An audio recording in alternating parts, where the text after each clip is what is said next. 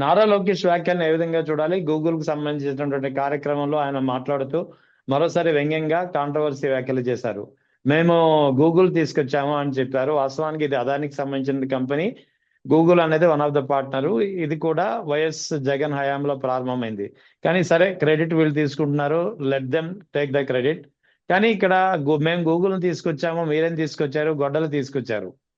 అంటే ఇక్కడ సుప్రీంకోర్టులో ఆ కేసుకు సంబంధించినటువంటి క్లీన్ చిట్ అనేది వైఎస్ జగన్ అండ్ ఫ్యామిలీకి క్లీన్ చిట్ లభించినా సరే ఇంకా గొడ్డలి అంటూ ప్రచారం చేస్తున్నారు.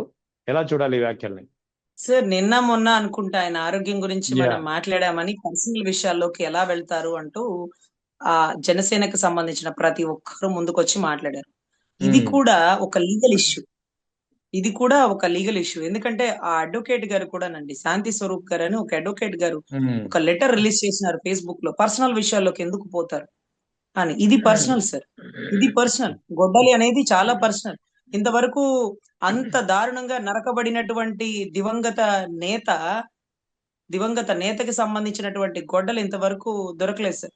వివేకానంద రెడ్డి గారి కేసులో ట్విస్ట్ ఏంటంటే సిఆర్డిఏ అంటే సిబిఐ పని చేసిందా, సిఐడి పని చేసిందా, what ever it may be, ఇంతవరకు ఒక గొడ్డలి దొరకలేదు, గొడ్డల్ని పట్టుకోలేదు.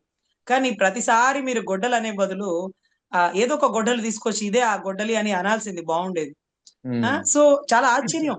ప్రభుత్వం మీ చేతుల్లో ఉండి, సెంట్రల్ మీ తోడుగా ఉండి, ఓ అంది హే ఓ తుఫానీ హే అనేది అంతా మీ దగ్గరే ఉండి, ఈ రోజు ఆ గొడ్డలి తాలూకా కేసు ఏమైంది అనేది మీరు ఎందుకు క్లోజ్ చేయలేకపోతున్నారు?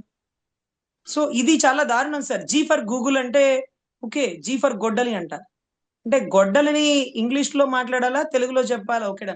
విశాఖపట్నంలో జీ అంటే, విశాఖపట్నం అనే పదం మొత్తంలో జీనే లేదు. వైజాగ్ లో జీ అంటే అని చెప్దాం అనుకొని లోకేష్ గారు తడబడతా గొడ్డలి చెప్పాలన్న తాపత్రయంతో కంగారులో ముందు గొడ్డలని చెప్పాలనే కంగారులో విశాఖపట్నంలో జీ అంటే ఏంటో తెలుసా? G for Google. కానీ వాళ్ళు ఏం తెస్తారు? గొడ్డలు తెస్తారు. వాళ్ళు ఎందుకు తెస్తారు సార్ గొడ్డలి? సిఆర్డి అంటే సరే పొద్దుగుకులకు సిఆర్డి ఎందుకు వచ్చేస్తుందంటే ఆ సిఆర్డిఏని సృష్టికర్త, అసలు ఆ విజనరీ, అదంతా ఒక కార్పొరేట్ వ్యవస్థ. వాళ్ళ డబ్బులంతా ఒక దగ్గర స్టోరేజ్ పెట్టారు. సో ఈ సిఐడి వ్యవస్థ గాని, ఈ సిబిఐ వ్యవస్థ గాని ఇంతవరకు గొడ్డల్ని పట్టుకోలేకపోయారు సార్. నిన్న కూడా నేను జనసేన వారికి ఓపెన్ ఛాలెంజ్ చేసినాను. నిజంగా ఆయన ఆరోగ్యం గురించి మాట్లాడితే అది తప్పు, నిజంగా తప్పు. I'm so sorry. మీరు కూడా రాగల రోజుల్లో ఎప్పుడు కూడా జగన్ గారికి సంబంధిత ఏ వ్యక్తిగత విషయాల్లో మీరు కూడా మాట్లాడకూడదని కోరుకోండి. ఎందుకంటే మీ అధినాయకుడు మీకు అంత గొప్పగా ట్రైనింగ్ ఇచ్చారు. అందుకని మేము మాకు అంటే నేను ఏ పార్టీ కింద లేను కాబట్టి నేను మాట్లాడేసినాను. ఎనీవే, తల్లి చెల్లి గొడ్డలి లేకుండా రాజకీయం చేద్దాం, బస్తీ మే సవాల్ అని నేను మీకు ఓపెన్ ఛాలెంజ్ చేసిన. ఆ ఛాలెంజ్ ని మీరు మీ కూటమి పార్టీకి కూడా చెప్పండి. ఎందుకంటే రజనీ గారు అడిగిన ఛాలెంజ్ ఏంటంటే అది వాళ్ళ పర్సనల్ అంట.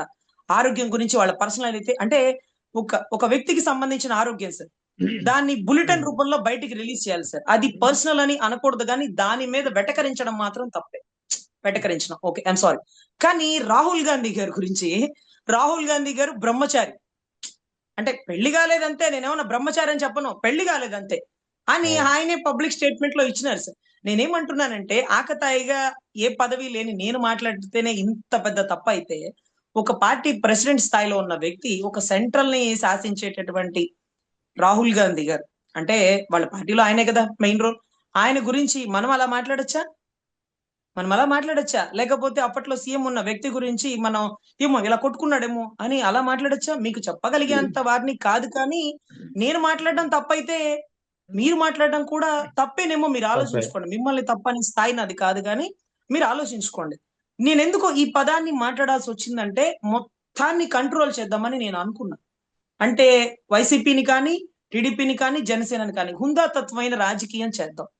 అంటే భార్యల విషయాలు, వివాహాల విషయాలు, వివాహేతర సంబంధాలు వైసీపీ వారికి అవసరం లేదు. అదే మాదిరిగా జనసేన వారికి కూడా తల్లి చెల్లి గొడ్డలి లేకుండా రాజకీయం చేయండి. ఇలా హుందాతత్వమైన రాజకీయం చేయడం కోసం ఆ నిందలేదో ఆ మాట ఏదో నేను పడ్డాను. సో మనం గొడ్డలి అనే పదమే వాడకూడదంటే మీ కూటమి నాయకుడేమో ఓపెన్ గా, అరే మీకు తెలుసో లేదు సార్, ఆ మీటింగ్ కి వచ్చిన వాళ్ళకి ఏం చెప్తున్నాడు అతను? గొడ్డలి, వై హీ సెడ్ గొడ్డలి అని వాళ్ళకి తెలియదు ఆ స్టోరీ. గొడ్డలి ఏమన్నా పార్టీ సింబలా? అసలు గొడ్డలి అనే పదం ఎందుకు వాడారు? అర్థమైందా రాజా అని ఎవరికైనా తెలుగు వాళ్ళకి మీరు తెలియజేస్తున్నారా? అరే గూగుల్ మీట్లు, అదానీలు, లేకపోతే అంబానీలు, పెద్ద పెద్ద పారిశ్రామికవేత్తలు వచ్చినప్పుడు అక్కడ మీరు గొడ్డలనే పదాన్ని వాడి మీ స్థాయిని మీరు తగ్గించుకోలే. యా జీ ఫర్ గూగుల్ అంటే వాళ్ళకి అర్థమైంది. వాట్ ఈ సెడ్ లోకేష్? గొడ్డలి. వాట్స్ ద మీనింగ్ గొడ్డలి? గొడ్డలి మీనింగ్ ఏంటి? అంటే అట్లీస్ట్ ఇంగ్లీష్ లో అన్నా చెప్పినారా? లే. వాళ్ళకేం అర్థం అవుతుంది గొడ్డలంటే? వాళ్ళకి తెలియదు కదా. కంకి కొడవలి గుర్తు ఒక పార్టీ కొని, లేకపోతే గొడ్డలి గుర్తును మీరు సింబల్ గా మారుస్తున్నారని తెలియదు కదా. మరి ఎందుకు వాళ్ళ ముందు మన విలువను దిగజార్చుకున్నారు? వాళ్ళ ముందు మన రాష్ట్ర విలువలు ఎందుకు దిగజార్చినారు? వాళ్ళ ముందు అలా మాట్లాడచ్చా? బయట వాళ్ళు కదా, గెస్ట్లు కదా. గెస్ట్ల ముందు మన హుందాతత్వాన్ని చూపించాలి గాని గొడ్డలని చెప్తామా? చెప్పకూడదు కదా. కనీసం వాళ్ళకి ఆ రైట్ తెలుగు మీనింగ్ అన్నా తెలుసా గొడ్డలనే పదానికి? సో దయచేసి మీరు ఈ 3 పదాలు వాడకుండా మీ జీవితాంతం రాజకీయం చేయలేరు. మీ వల్ల కాదు. ఎందుకంటే అవతల వ్యక్తిలో లోపాలు చెప్పడానికి ఏమీ లేవు కాబట్టి ఎత్తి అవును చూపించడంలో ప్రముఖంగా మీరు ఇది తప్ప ఇంకేది మాట్లాడలేరు. సో రైట్ దయచేసి మన రాష్ట్ర విలువని, మన రాష్ట్రానికి కంపెనీలు పెట్టడానికి వచ్చిన దేశ విదేశ సంస్థల ముందు చెప్పకండి. మొన్నటి రోజు రైట్ ఆదాని పేరే రాలేదు సార్. మీరు చూస్తే సుందర్ పిచ్చయ్‌నే హైలైట్ చేసేసినారు. ఈ ట్రిప్ సుందర్ పిచ్చయ్య గారే రాలా. సుందర్ పిచ్చయ్య గారే రాలా. ఇక చచ్చినట్టు, తప్పనట్టు వేరే గత్యంతరం లేక ఆదాని గ్రూప్ కి ధన్యవాదాలు చెప్పుకునే పరిస్థితికి వచ్చినారు. ఆదాని గారు వచ్చినారు, అంబానీ గారు వచ్చినారు, ఇంకొకళ్ళు వచ్చినారు. ఇవన్నీ కూడా మాట్లాడుకున్నారు సార్. సార్ ఒకటే మనం చెప్పుకోవాల్సింది ఏంటంటే, ఏదైనా రాష్ట్రం ఎదుగుదలకి ఏ ఒక్కరు అడ్డురారు. కానీ రాష్ట్రం ఆ ఎదుగుదలకి అవసరమైనదేంటో దాన్ని ఎవరెవరు తీసుకొచ్చినారో, ఆదాని తెచ్చినారా? 2023లో తెచ్చినారా? మైలురాయి, స్టోన్ ఎవరేసినారు? ఎవరేసినారు? ఇప్పుడు మీరొచ్చి సుందర్ పిచ్చయ్య గారిని హైలైట్ చేసినారు. మళ్ళీ సుందర్ పిచ్చయ్య గారు వచ్చారా? మీరు ఏమంటూ గూగుల్ డేటా సెంటర్ తెస్తానన్నారో అక్కడ వార్ కూడా బిగిన్ అయిపోయింది. మరి యా సుందర్ రైట్ పిచ్చయ్య గారు ఎందుకు రాలేకపోయారు? ఇంత రైట్ రైట్ ప్రతిష్టాత్మకమైన విషయంలో. సార్ ఇక్కడ ఒక విషయం సార్.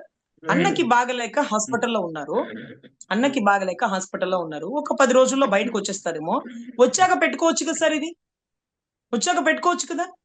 అంత పెద్ద గూగుల్ డేటా సెంటర్‌లో దేశ విదేశాల నుంచి పారిశ్రామికవేత్తలు తీసుకొస్తున్నప్పుడు పవన్ కళ్యాణ్ గారు లేకుండా చేయడం ఏంటి? లేకుండా చేయడం ఏంటి? ఇండస్ట్రియల్ మినిస్టర్ లేకుండా సింగపూర్ వెళ్లి ట్రైనింగ్ ఎళ్ళొచ్చారు. డిప్యూటీ సీఎం లేకుండా మీరు అది కండక్ట్ చేసేస్తారా? పోస్ట్‌పోన్ చేసి ఉండాల్సింది. అరే మళ్ళీ మా కూటమి రావడానికైనా, ఇప్పుడు మేము గెలవడానికైనా ఆ నాయకుడేనయ్యా కారణం. అతను అనారోగ్య వ్యవస్థ పరిస్థితుల్లో హాస్పిటల్ అడ్మిట్ అయినున్నారు. ఒక 10 రోజులకి పోస్ట్‌పోన్ చేద్దామంటే ఏమవుతది? మంచి ముహూర్తాలు లేవా ఏంటి? ఎందుకు చేయలా? వాట్సాప్ గవర్నెన్స్ అంట. దాంట్లో గూడా పెద్దయ్య గారు, చిన్నయ్య గారే ఉన్నారు సార్. అంటే తండ్రి కొడుకులు ఇద్దరు ఫోటోలే ఉన్నాయి. అక్కడ పవన్ కళ్యాణ్ గారి ఫోటో లేదు సార్. వాట్సాప్ గవర్నమెంట్స్ అంటూ ఏదో వచ్చింది మొన్న ఈ మధ్య వాళ్ళిద్దరు ఫోటోలే పెట్టారు. వాట్సాప్ ఫోటో వేసినయి. అదేంది అన్న లేరేంటి? ఇతనికేం సంబంధం? విద్యాశాఖ మంత్రికేం సంబంధం? సీఎం, డిప్యూటీ సీఎం ఫోటో కదా ఉండాలి సార్. సార్ అవును సింగపూర్‌కి తీసుకెళ్లరు పవన్ కళ్యాణ్ గారిని. అదే రకంగా గూగుల్ డేటా సెంటర్ గతంలో వచ్చినప్పుడు సుందర్ పిచ్చయ్య గారు వచ్చినప్పుడు పరిచయం చేయలేదు. అదే మాదిరిగా ఇవాల్టి రోజు కొంపలు మునిగిపోయినప్పుడు పెట్టుకోకపోతే కాస్త ఆగాక అన్న రైట్ బయటికొచ్చాక అన్నని పెట్టుకొని ఇదిగో ఇతను అనేవాడు లేకపోతే మా రైట్ రైట్ గెలుపు రైట్ లేదు. మళ్ళీ కూడా కూటమి రావడానికి ఇతనే కారణం అంటూ ఇతన్ని హైలైట్ చేస్తూ ఆ గూగుల్ డేటా సెంటర్‌లో అందరికి ఆయన్ని పరిచయం చేయొచ్చు కదా. ఆయన రైట్ రైట్ కష్టపడబట్టే కదా మీరు పనులు చేసుకుంటుంది, పరిశ్రమలు తెస్తుంది. ఆయన నిలబడ్డబట్టే కదా ఈ రోజు మీరు సీఎంలోనో, డిప్యూటీ సీఎం స్థాయిలోనో లేకపోతే ఇంకో స్థాయిలోనో ఉండగలుగుతున్నారు. ఆయన్ని రైట్ రైట్ పక్కన పెట్టేసినారేంటి సార్? గతంలో నమో అంటే నరేంద్రజీ, మోడీజీ అనేవారు. ఈ రోజు నమో అంటే నాయుడుజీ, మోడీజీ అంటున్నారు. పవన్ కళ్యాణ్ గారిని పక్కన పెట్టినారు. సో రైట్ దయచేసి ఏ ప్రముఖ మీటింగ్ అయినా సరే, ఏ గవర్నమెంట్ మీటింగ్ అయినా సరే ఆయన లేకుండా జరగడానికి వీల్లేదు. ఆయన రైట్ లేనిదే కూటమే లేదు. ఆయన ఎన్నో తిట్లు తిని బీజేపీని, టీడీపీతో కలిపారు. ఈ రోజుకి బీజేపీ, టీడీపీ రైట్ రైట్ ఓపెన్‌గా కలిసినట్టే ఉంటారు కానీ ఒకరి మీద ఒకరికి నమ్మకం లేనటువంటి నడక నడుస్తున్నారు. వీళ్ళిద్దరిని కలిపి ఒక తాటికి తీసుకొచ్చి ఈ కూటమి చేయడానికి కారణమై, కూటమి గెలుపుకు కారణమైనటువంటి వ్యక్తిని ఈరోజు పక్కనుండగా కనీసం సార్ సీఎం గారు గాని, లేకపోతే విద్యాశాఖ మంత్రి గారు గాని, పవన్ కళ్యాణ్ గారిని చూసిన ఫోటోస్ ఏమైనా వచ్చినాయా? ఆయన హాస్పిటల్‌లో ఉంటే ఎళ్లి కలవాలి కదా సార్. ఆయన తగ్గాకే కదా ఏ మీటింగ్స్ అయినా కండక్ట్ చేసుకోవాలి కదా. ఆయన లేకుండా కంపెనీలు తీసుకురావడం ఏంటి? సింగపూర్ కంపెనీలకి ఆవిడెవరు అనిత గారు ఎళ్లారు. అచ్చెన్నాయుడు గారు రైట్ ఎళ్లారు. రైట్ రెవెన్యూ శాఖ మంత్రికి ఏం రైట్ పని? రెవెన్యూ రెవెన్యూ శాఖ రైట్ మంత్రికి ఏం పని? హోమ్ శాఖ మంత్రికి ఏం పని? లేకపోతే ఆయనెవరు వ్యవసాయ శాఖ మంత్రి గారికి ఏం పని? ఇండస్ట్రియల్ మినిస్టర్ వెళ్ళాలా. అలాగే మా అన్నని కూడా తీసుకెళ్ళొచ్చు కదా.